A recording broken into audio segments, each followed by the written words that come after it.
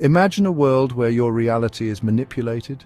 The sky itself becomes a stage for a grand illusion orchestrated by powerful forces. This is the essence of Project Bluebeam, a conspiracy theory that emerged in the early 1990s.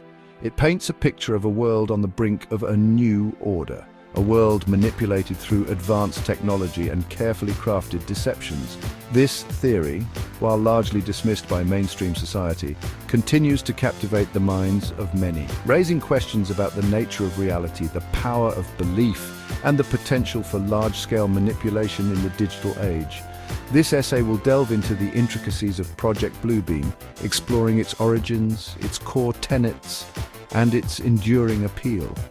We will examine the alleged mechanisms behind this grand illusion, including the purported roles of organizations like NASA and the United Nations. Furthermore, we will analyze the arguments for and against the theory, attempting to separate fact from fiction in a balanced manner. Project Bluebeam serves as a stark reminder of the power of belief and the human tendency to seek explanations for the unknown. Whether a legitimate threat or a product of overactive imaginations, it provides a lens through which we can examine our relationship with technology, information, and the very nature of reality itself. The world of conspiracy theories is a labyrinth of interconnected ideas, and Project Bluebeam is no exception. It draws upon pre-existing anxieties about government control, technological advancements, and the erosion of traditional values. In a world grappling with rapid technological advancement and increasing globalization, it is perhaps unsurprising that such theories find fertile ground. Our journey into the heart of Project Bluebeam begins with its enigmatic creator, Serge Monast. Serge Monast, a relatively unknown journalist and conspiracy theorist from Quebec, Canada, is the mind behind Project Bluebeam. In the early 1990s, Monast rose to prominence within conspiracy circles with his explosive claims about a sinister plot orchestrated by the New World Order.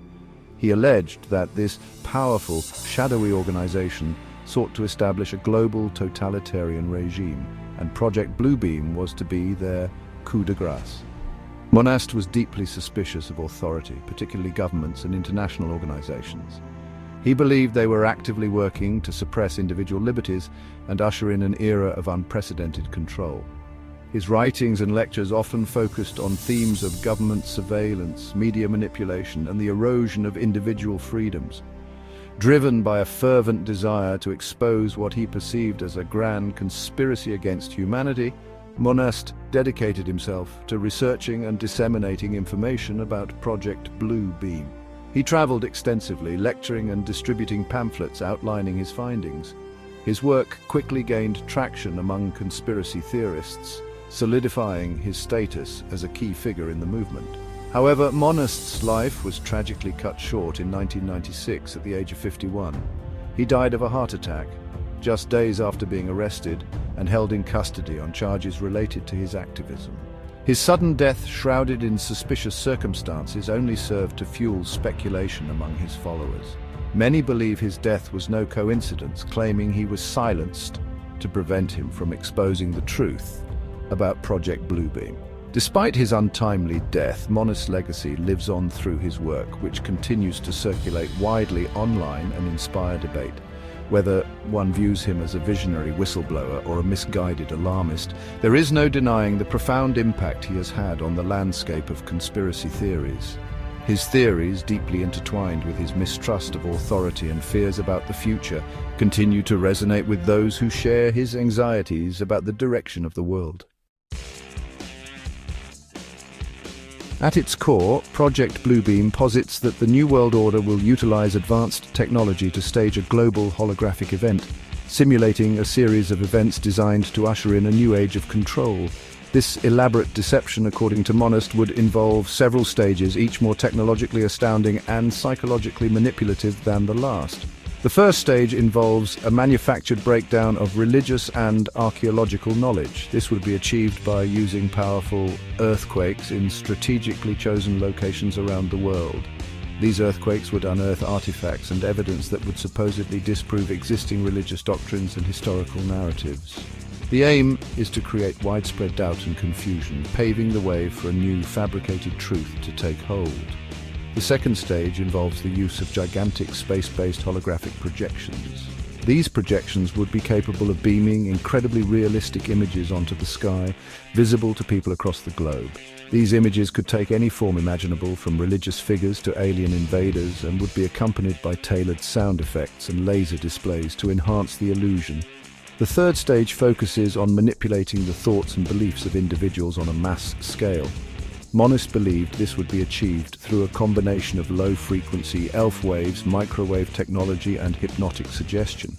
These technologies, he claimed, would be used to implant thoughts, emotions, and even religious experiences directly into the minds of individuals, effectively bypassing their conscious awareness. The final stage involves a series of orchestrated events designed to create a global state of panic and chaos.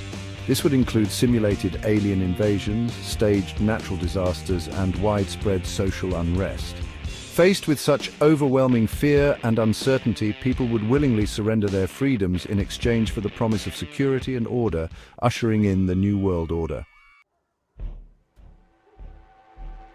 One of the most unsettling aspects of Project Bluebeam is its alleged exploitation of religion. The theory suggests that the New World Order plans to use holographic projections of religious figures to create a unified global religion. By tailoring these projections to different cultures and belief systems, the New World Order could manipulate people into accepting a single, manufactured faith.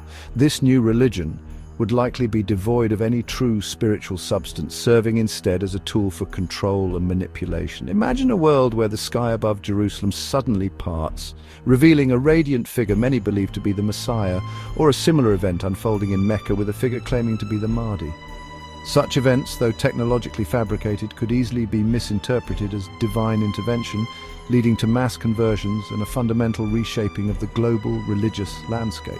This manipulation wouldn't be limited to established religions. The theory suggests that New Age beliefs, with their emphasis on universal consciousness and extraterrestrial contact, could also be exploited. By staging holographic displays of UFOs or projecting messages that resonate with New Age ideologies, the New World Order could further blur the lines between reality and fabrication, leading people down a carefully constructed path towards their desired outcome. The implications of this aspect of Project Bluebeam are far-reaching. If successful, it could lead to the erosion of traditional faiths, the suppression of genuine spiritual seeking, and the rise of a synthetic, state-controlled belief system. The very foundations of faith and belief would be shaken, leaving humanity vulnerable to manipulation and control on an unprecedented scale.